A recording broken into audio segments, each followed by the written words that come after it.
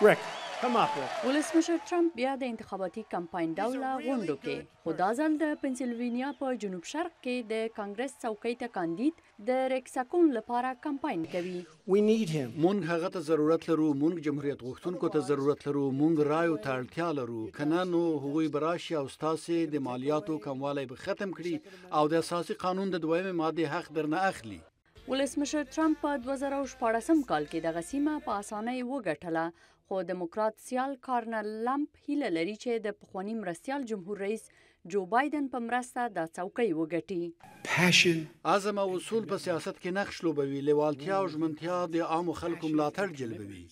ولسمشر ټرمپ هڅه کوي د کانګرس په منځمهاله انتخاباتو کې چې دموکراتان یې د ګټلو چانس لري د جمهوریت غوښتونکو د ناکامي مخه ونیسي. He's doing nothing to expand his base. هغه د خپل اساسي ملاتړو د ډیرولو لپاره هیڅ هم نه کوي. سیاسي تاوان لکه په لمر کې د سوځېدو په څیر دی. په سیاسي تاوان باندې خبرېدل هم وخت نیسي. محافظه کار څېړونکی مایکل بارون وایي په ډیرو برخو کې د ټرمپ پلویانو د هغه په اړوند روانو سیاسي کړکېچونو برسېره ملاتړ کوي.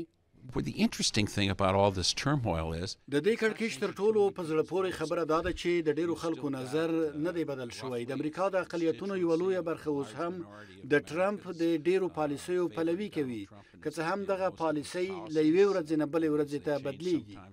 نظر پوښتنې کوي چې د نن ورځې د انتخاباتو پایلې به د کانګرس د منځمهاله انتخاباتو یوه هنداره وي چې ټاکل شوې ده د نومبر په میاشت کې ترسره شي.